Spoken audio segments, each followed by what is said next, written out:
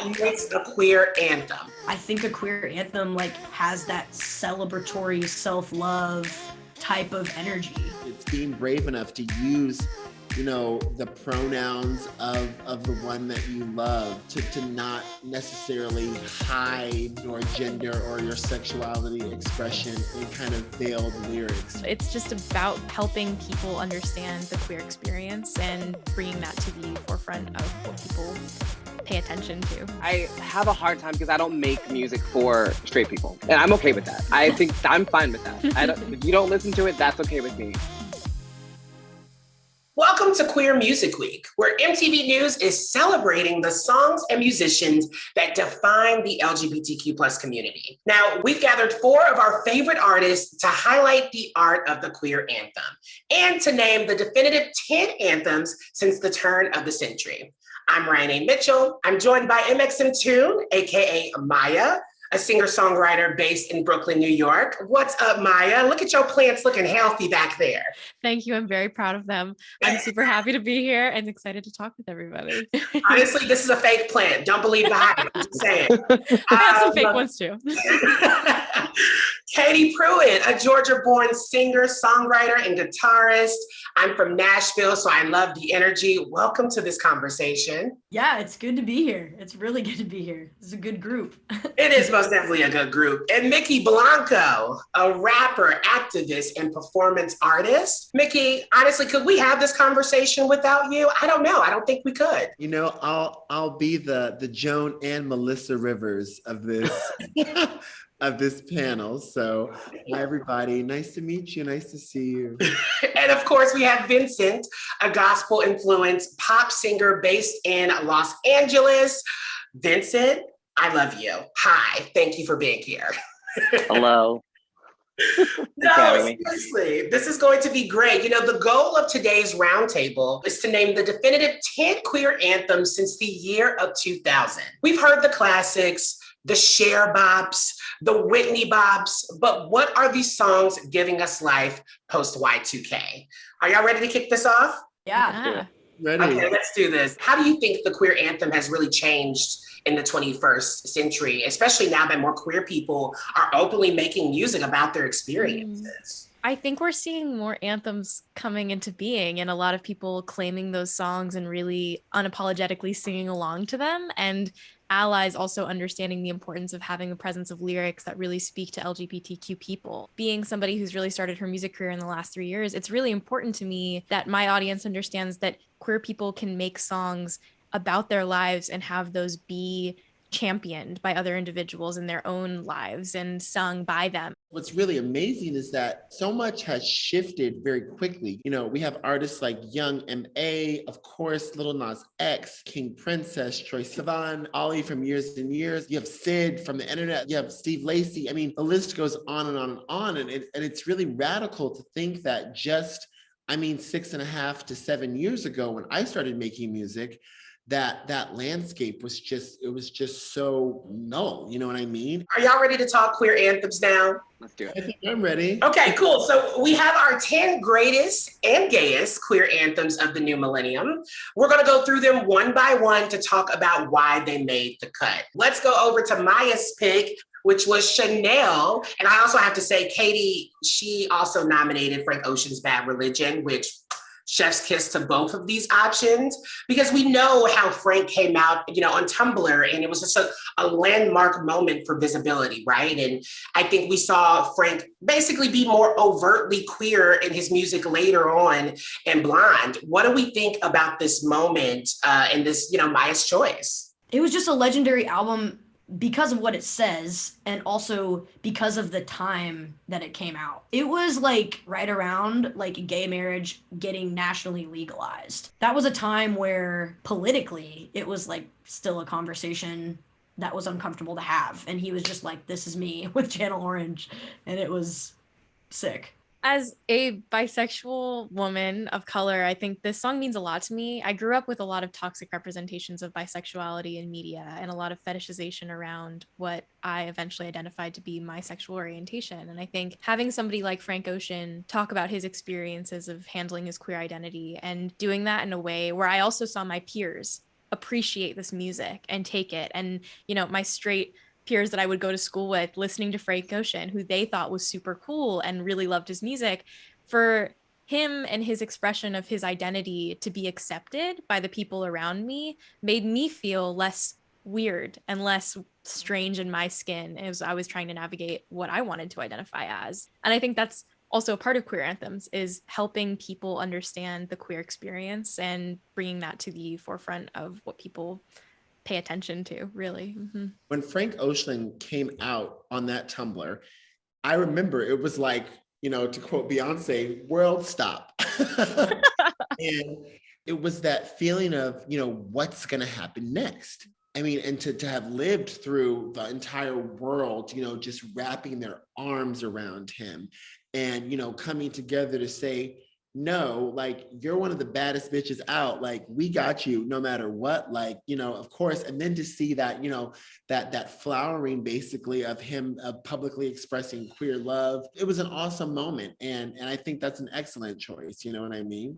Yeah, because I think it really shows Frank's impact and how huge it was. And honestly, you can still hear it in one of the biggest songs of this year, Lil Nas X's Montero, Call Me By Your Name. Right. Honestly, mic drop. Vincent, what makes this such a solid choice? Never before have you seen a Black gay man as celebrated as Lil Nas X has been, just for being so openly gay. Ooh. Like, what a beautiful story, because the gay storyline always ends with one of us dying or one of us getting sick or one of us going off to war. And it's like, no, bitch, we're happy. And we like have like really great lives too. And like, I would love to see that and to see it be this beautiful Black boy who is like standing in his truth, rapping about kissing and loving a man, doing it on stripper pose on SNL. I'm here for every moment of it. Eat it up. And if you don't like it, I'm here with another serving. So, well, I think that's why it's so important, right? To talk about how music videos factor into a song like this's impact.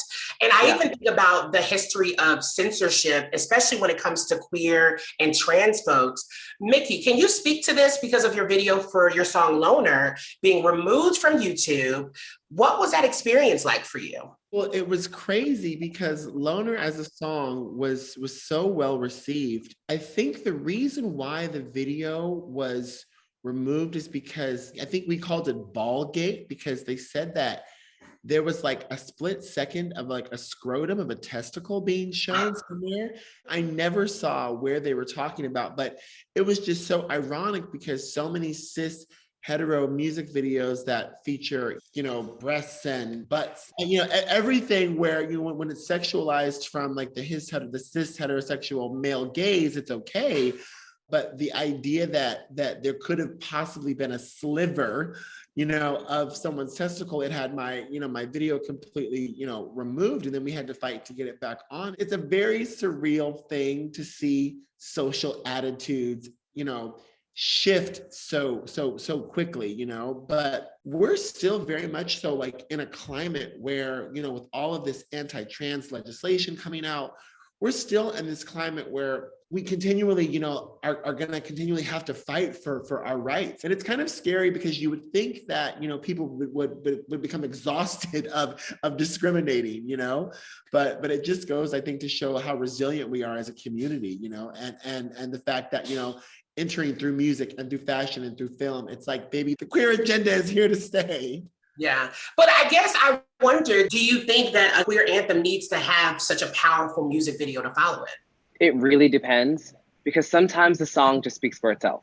You know, there are plenty of songs I think that I love personally that don't have the best music videos, or they don't make the most sense, but it really does help to bring your narrative to the forefront and say exactly what you need to say by having the visual there. I always think of like the Heartbreaker video for Mariah Carey, and I'm like, I needed this. I didn't know that I needed this, but I needed that. I bought that crop top as soon as I had money in my life. Like, it was like, sometimes it helps you fall in love with the artist. You want to see what world they've created that is outside of the music. You want to see the whole thing. And I think that's beautiful. Another key pop track that proudly sings to a boy is Troye Sivan's Bloom, AKA my favorite bottoming anthem. Seriously. I've been watching Troye Sivan since I was 10 years old on YouTube. For him to be somebody that I think a lot of young people really looked up to and transition over into doing a music career and do so in a way where he will keep unapologetically singing about his experience as a gay man was so perspective changing for me. Like, because I watched his coming out video when he was on YouTube and transitioning away from being an influencer and a vlogger. And that was one of the first experiences that I vividly remember seeing somebody talking about coming out. And I think it was one of the first coming out videos that I ever watched as a young person who was queer and didn't know how to identify that yet. And I was like, oh, wow, this person that I really look up to is also gay. Like, maybe I'm gay. Like, I think that his presence in pop culture has basically just has influenced a lot of people to feel more comfortable and understand the scope of queer experiences that lie out there. Mm-hmm. Yeah, I love that. And thank you for telling that story of how it impacted you personally, because if you're not familiar, right, this song really was a song from a man to a man using boy explicitly as an object of affection. I think that needs to be said. Troye also said that this was the most subversively queer song on the album. And so I just can't help but like think about this song and kind of be like, oh, this song was made for me. I didn't know what blooming meant at the time. And then someone told me, and it all came full circle. I thought it was a really beautiful expression of how he sees like a beautiful sexual act between people.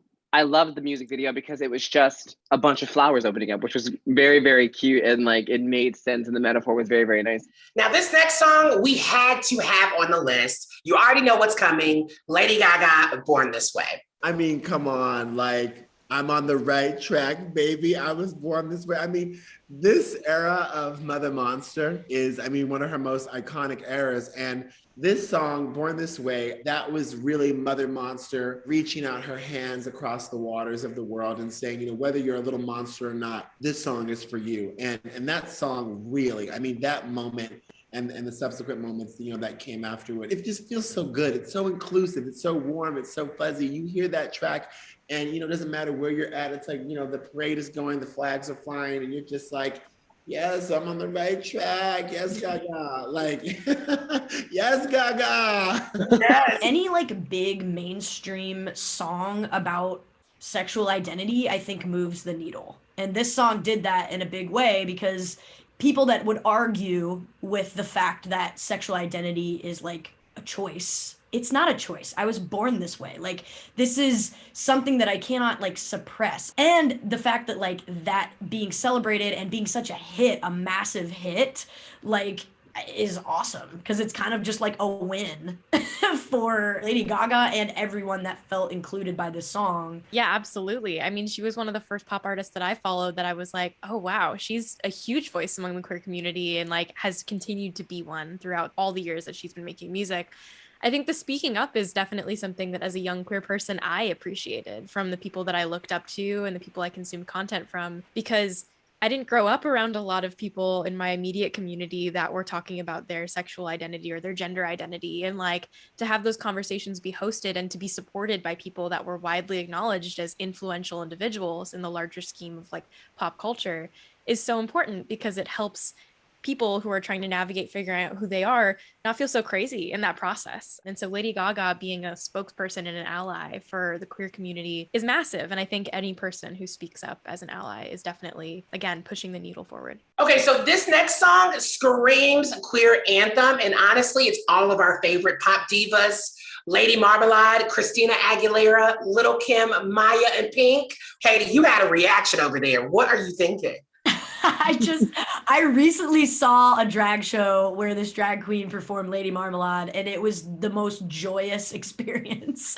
So I think I was like kind of just reflecting on that real quick. I think it's such a great drag song because like you just see these drag queens like completely like embracing femininity, and it's beautiful. Like it is so beautiful to watch. I mean, Lil' Kim is mother, and you know, there are so many pop divas that, you know, have embodied, you know, the queer anthems that we all hold so dear. So, I mean, I remember when Lady Marmalade came out, like I was in middle school, and, you know, it was that moment of like, oh my God, it's like Christina, and, you know, and Lil' Kim doing, you know, the rap, you know, it just became this iconic moment. But, you know, back then, I think we were used to kind of more team ups, and then things went dry for a bit. And now it's actually really nice to see, you know, like the Doja Cat and the SZA team up, or, you know, the Ariana, Megan Thee Stallion. It's refreshing to have these kind of team ups happening again, you know, after this dry spell. But yeah, Lady Marmalade was definitely like a moment in time, and the song holds up. I mean, if anyone is with their friends and hear this song, my favorite part about that is everyone picks a person. Either you're Pink or you're Christina, and you all find your spots and you get in your places and you go for it. I just remember hearing that song with my friends for the first time and literally like screaming at the vocals. I was like, oh, these bitches are singing. Like they're singing. It's also like you can hear that they're kind of competing with each other. You're like, no, I love it. Like, rip it. Go for it. Okay, so since everyone is picking one, Maya, who are you? Are you Christina, Little Kim, Maya, Pink?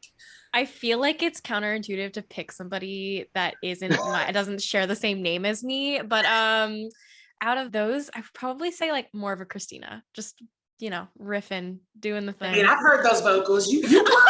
Oh my God. I kind of want to jump to Mykki. How do you think we should be defining a diva? Oh, okay. Well, a diva is defined by eras. And if she really tore that era, maybe we might consider these days certain people divas and they haven't particularly earned it. I think to be a true diva, you needed to have at least been around like at least 15 years. You know what I mean? I think you also had to have had transformed the culture a bit in your time to be that diva. The idea of a diva is you just think of somebody who is so confidently themselves, just honest about everything that they feel and experience and tell their stories so loudly and proudly. I think divas are a very huge example of what that looks like in a person. Okay, so next up, Y'all Get Back Now by Big Freedia. I don't think we could have had this list and not put Big Freedia on it. And what do you think about this? If we're talking about icons, Big Freedia should be at the top of the list. Like, the music, like Bounce in and of itself should be at the top of the charts. The fact that it isn't is a whole different conversation. Big Freedia is a trailblazer, and it's so wonderful to see her getting her flowers now because she deserves so much more than she's already getting. I've met her and performed with her a couple of times, and she is the sweetest person. Katie, did Big Freedia teach you how to twerk? I don't twerk, but But yeah, you don't want to see me twerk or attempt at twerking. I would love to see that happen. But she did play Louisville Pride, and I was like at the beginning of the day, and she closed it out, and it was hype, like such a hype. I'm more of like a fist pump type of dancer. Yeah, like not a very feminine presenting lesbian over here, but yeah, I mean, if anybody can make me twerk, it'd be Big Freedia. Big Freedia is such a historical figure when it comes to just Black artists. You know, Zebra Cats and Big Freedia, they wrote this blueprint in some way. They kind of orchestrated a blueprint that we all sort of follow. What do you think about Big Freedia in this moment? You know, I've toured with Freedia before, and Frieda's always given me so much advice. You know, she's always been really supportive of my career. Frieda's star has really been on the rise the last few years, and she definitely paved the way for, you know, a lot of us. Like, she was always really inspirational. Next up is King Princess, 1950. Now, this gay anthem, it was kind of crazy seeing her kind of come into her own, and it nods to the convertness of queer identity. I love it when we play 1950. What do we think about this somber sound? You know, King Princess is one of those like present, very iconic queer people working in the music space and making songs about her life and how she is queer and doesn't want to be anything other than that. I would play her songs in the car with my friends who are totally straight, and we would listen to it and be like, this is really gay and that's really awesome. And we'd be singing along to it with the windows down. And I think, you know, King Princess's music has really brought women loving women relationships like to this whole other sense of people realizing like this is something that's going to happen and we're not going to hide that anymore. Yeah. I think she's an absolute icon. It's like we're seeing this new future generation like of Gen Zers come up and just change like it's really exciting. I love this song so much because to me it feels like a gay girl guiding another girl, possibly in the closet, into acceptance. Like, you know, and I feel like that's something that all of us queer people can identify with, because like maybe you love yourself and you've accepted that you're gay and you're out and it's fine, but this other person, you're like watching them go through it and it's like, it's hard, you know? So I love it. I love this song. It gives me all the feels and it's so good. We can't talk about King Princess without talking about Muna, Vincent's pick. I Know a Place. Tell me why you picked this song. I found that song at a time in my life where I really needed to hear, this isn't it. This isn't where it all ends. This isn't life, and this is not how it has to be. These songs find the people they need to, and I was that person at the time. They have a moment in their live show where it was during the Trump presidency and they direct the message at the president. And it was, for me, like one of the moments I was like, that's what I need. Like, I want to hear you empower me, but I also want to hear you speak to truth and stand in your truth. And I just love them so much. So yeah, not me fangirling. I love them. No, this is a safe space for you to fangirl all you need, all of you. Girl. I can't even help but think about how, you know, this song became such a rallying cry after the 2016 Pulse nightclub shooting. What is especially powerful about a queer anthem that's made in the wake of tragedy or a political statement? I think what's so specifically great about this one song is it came at a time when people needed to hear something that let them know they weren't alone. Muna, for me, has always been a group so outspoken on political and racial and economic inequality that happens in our world, and especially in our country. It's been wonderful to see that. And I think the song, for me and for a lot of other people, saved them at a time when they needed to be saved. I mean, I think music, you know, since the dawn of time has been this, you know, transformational, transgressive force that we've been able to channel for change, you know. Protest music, it really begins to help people break down through song the different intersections of our society. I think that's so important because a song is simple. A song, you know, a song can be complex, but it's that transgressive nature of what's being said or what's being communicated that can really help us in a simple way understand maybe complex ideas. You know, my favorite quote by one of my favorite musicians about this is from Nina Simone when she says, "Art should reflect the times." And I think that's exactly what protest songs are doing. The song is having an opposite reaction to what's happening in the world. And it's meant to move the needle and, you know, Mykki said, make people think and make people break down the issues and bring it to their attention, you know, and make it something that's talked about in conversations. Protest music is really powerful because it accessibly delivers the information to a large group of people. Let's get to country now. Katie, I'm coming your way. Kacey Musgraves, Follow Your Arrow. This was your pick. Yes. Now tell me why you love it. It's broad enough that like anyone can understand it, like follow your arrow wherever it points. But then like there's one moment in the song where it's like kiss lots of boys and kiss lots of girls if that's something you're into. And I feel like there was literally, that was the first moment in a mainstream country song I had heard that topic being addressed at all. So it was like big for me. I was struggling, you know, to come out to my parents at the time, and we were kind of going through the motions with that. And like, yeah, hearing a song be such a big country hit and mention that it's an issue and that you should celebrate who you love and you should follow your arrow wherever it points. It was just a nod from like a straight ally that I really appreciated, you know? Yeah, I mean, I actually didn't like country music for a really long time, honestly, because it didn't feel like a space where women of color who identified as queer could actually fit in any capacity. And Kacey Musgraves was one of the first artists that I actually gave a listen to. And I listened to Golden Hour when it won Album of the Year. And I was like, I'm curious about this. And I like what I've heard so far. I love that album. And I found Follow Your Arrow after listening to that for the first time. And when I heard that line that Katie was talking about, I was just like, caught off guard. Like it was the first time that I heard some sort of queer allyship inside of a song that was in the country genre. I just couldn't believe it. And I think that changed my perspective on what it means to be a songwriter, and especially looking at a space like country music and thinking about, okay, there has to be more out there, and opening my eyes up a little bit more. Finally, what we've all been waiting for, Dancing on My Own by Robyn. Robyn is everything.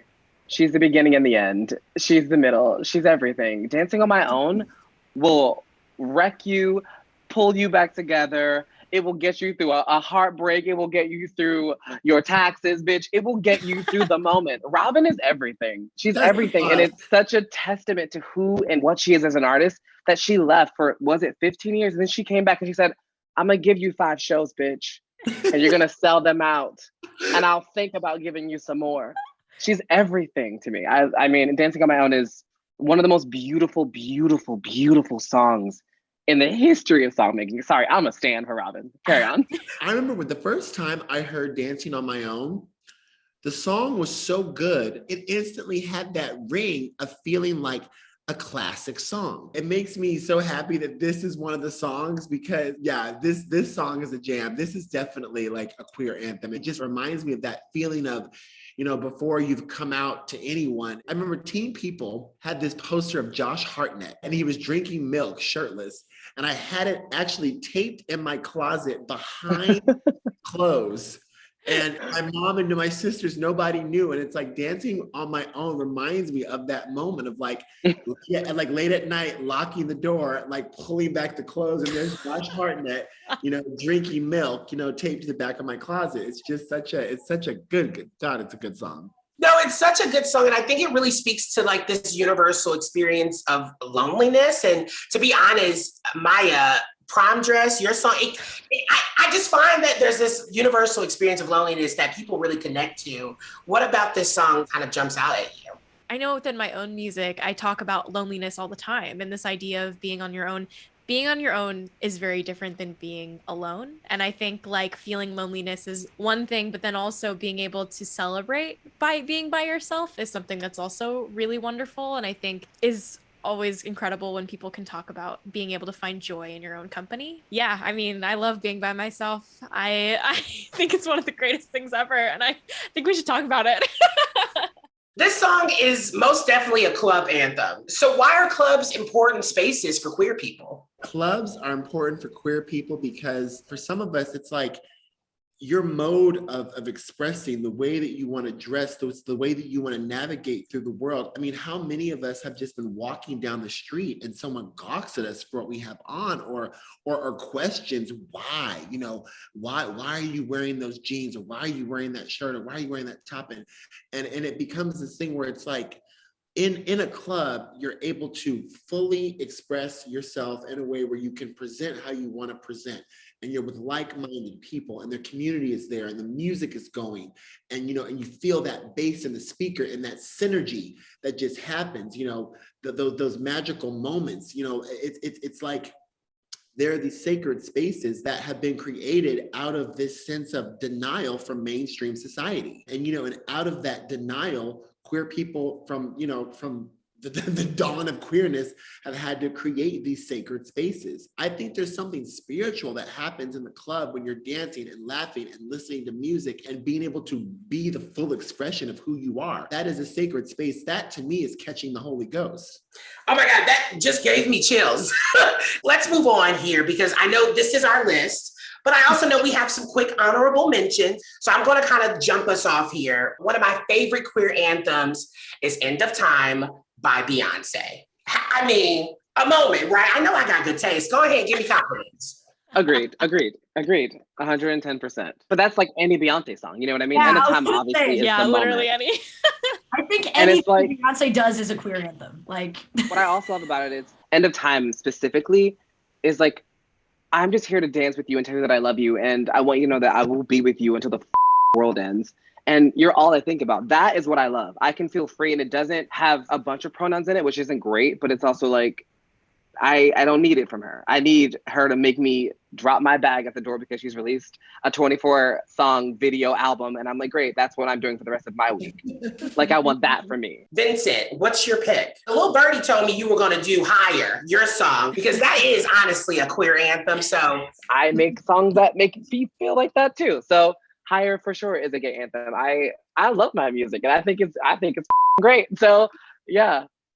I chose Glamorous by Fergie because that song to me is the epitome of that moment when you're getting ready for the club, you're getting ready for the Pride Parade, you're getting ready for the mixer, and you know, you're putting on that touch of liner, you're putting on that gloss, you know, you're putting on that off the shoulder top, you know, for some of you younger girls, you're, you know, putting on the strap to that Telfar bag and and you're about to you're about to have that moment. And I can't think of a song that makes you feel pretty, makes you feel empowered, no matter what your gender or your sexuality is, And the song is like, the song is tens across the board. The song is GLAMOOUS.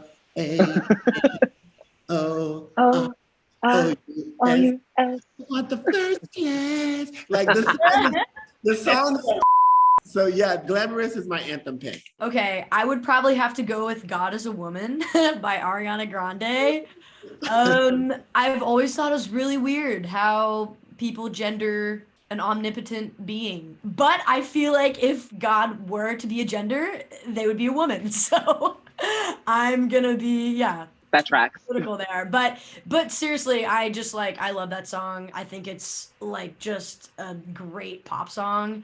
And also me and my girlfriend like to dance that song. So there's like a personal tie to it as well. I love that. And Maya, you picked Sophia by Clairo. It does this like really wonderful job of just talking about women who love women. It's delicate and it's genuine, and it has this kick-ass guitar on it that just rocks you when you're listening to it. And I listen to it every single time I take off on a plane. I just, I sing along to it with the turbulence going on. I think it's just a jam. I love it. Yeah. As we look at where queer music has been, we also keep an ear out for where it's going. Queer music is a living, breathing idea. What do we think we'll see in the future of queer music? I think we're gonna see people push the envelope in a way, not even been achieved yet. I mean, when I watched that Lil Nas X recent performance, I kind of almost had like a queer, like Rosa Parks moment or something where it's like, it's like, she is the dream. Like, you know what I mean? Like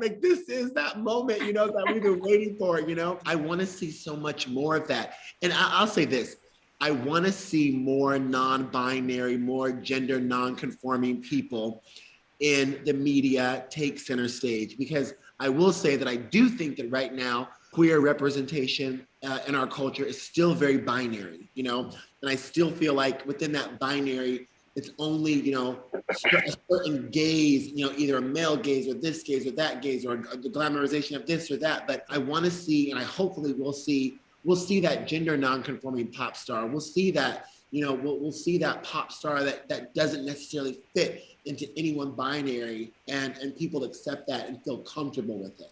I hope we will see all types of different people in the mainstream, like bi, trans, women loving women, gay, like people of color, especially in country. We need to lift every single person up and give every single person a voice, because there is not just one perspective, there's a million, and every person deserves representation. I hope to see us building our own platforms if that doesn't happen in the time that we think it should. If they don't open the door, build your own building. It's a beautiful time in music for us to understand that we are the table. We don't have to be invited to one.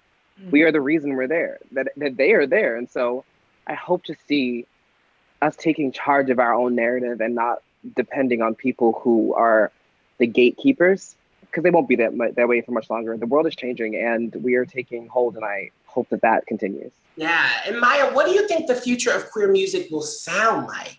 I think being able to hear those stories in every single genre of music and have them be present in the mainstream. Different genres have had an easier time adapting to having queer anthems. We have pop music, and I think indie pop is really having a moment now too, with kind of talking about queer experiences. But again, I think it's a binary still. It's still not showcasing the gradient and the different sort of people from every single background that we could possibly be having. So my hope is just to hear it in every genre and to have queer stories being told in every way, shape, and form we can possibly have them. Well, we've talked a lot about queer anthems today, but before we get out of here, let's put the spotlight back on you. So one by one, tell me what you all have coming up. Maya, I'm going to start with you. So I recently announced that I'm involved with a video game that's coming out later this year called Life is Strange 3. And the protagonist is bisexual, and I am bisexual. And I'm really excited about it, to be able to be a part of a character that is telling a queer story. So watch out for that. I love that. Katie, what's going on in your woods? I'm just playing live again.